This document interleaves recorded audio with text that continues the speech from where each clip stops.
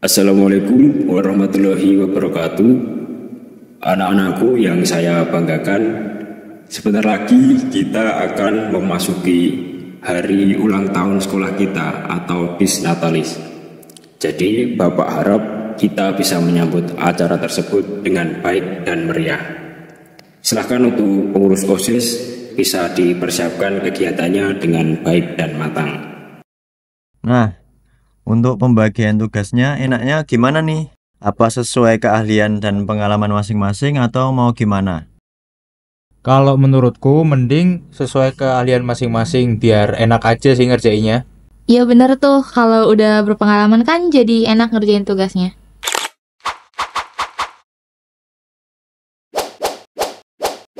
Nah, betul tuh, aku setuju sih. Oke, baik kalau kalian maunya kayak gitu. Berarti formasi seperti biasa ya. Joseph nanti bagian PDD, Frizi dan Zizi bagian penanggung jawab acara. Siap. Sekarang kita lanjut diskusi ya tentang persiapan masing-masing.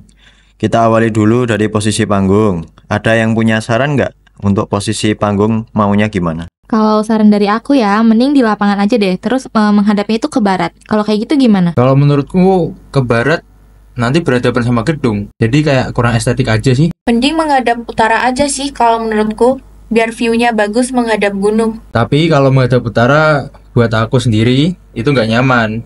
Apalagi buat penonton. Karena setauku kalau menghadap ke utara panas materinya tuh kerasa banget. Bagaimana kalau posisi panggungnya menghadap ke selatan?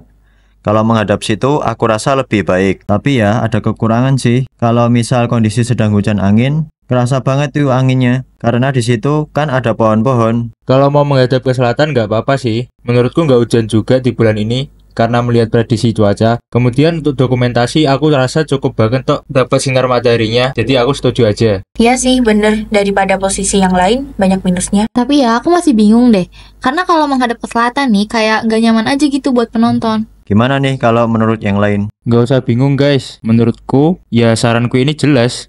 Dokumentasi itu penting untuk mengabadikan acara. Dan hasilnya akan buruk kalau panggung tetap di posisi sekarang. Jadi mau nggak mau kita harus memindahkan posisi panggung. Joseph, masalahnya itu bukan cuma dokumentasi. Kita itu harus mikirin penonton. Kalau kita ikutin usul kamu nih, penonton emang bakal ngerasa nyaman karena kan area itu tuh sempit.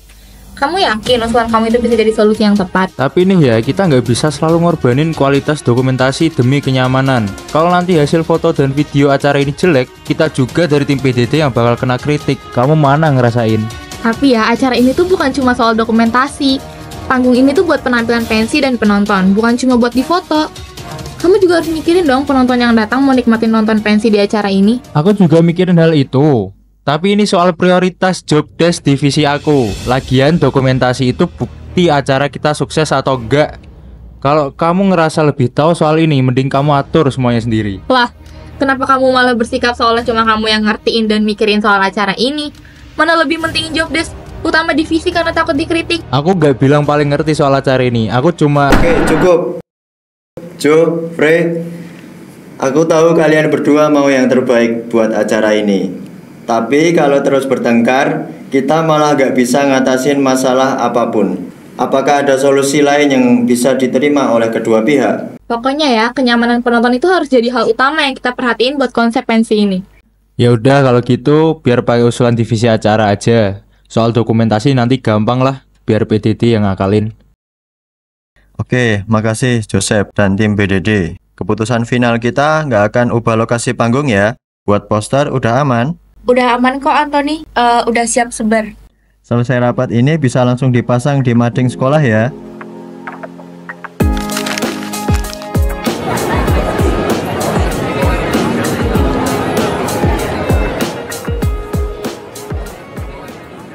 Bene Topik tampil gak yo?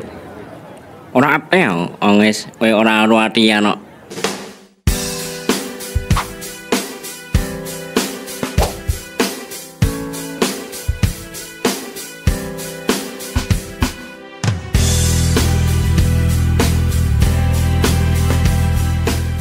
Gimana dengan progres kelompok band?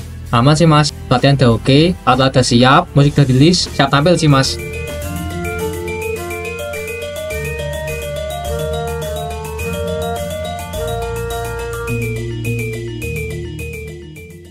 menurutmu gimana dengan latihan kelompok tari? Buat kelompok tari sendiri, mereka tuh udah menguasai koreografi baru nih. Tapi masih ada beberapa gerakan yang perlu diperbaiki sih, terutama pada bagian formasi.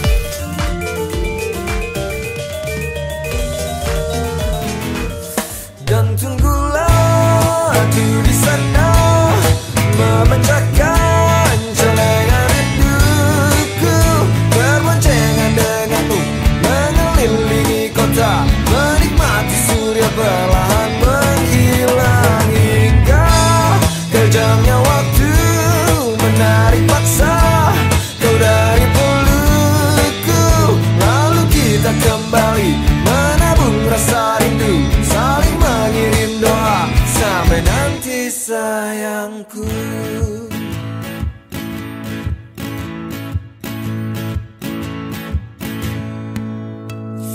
Jangan matikan HP-mu,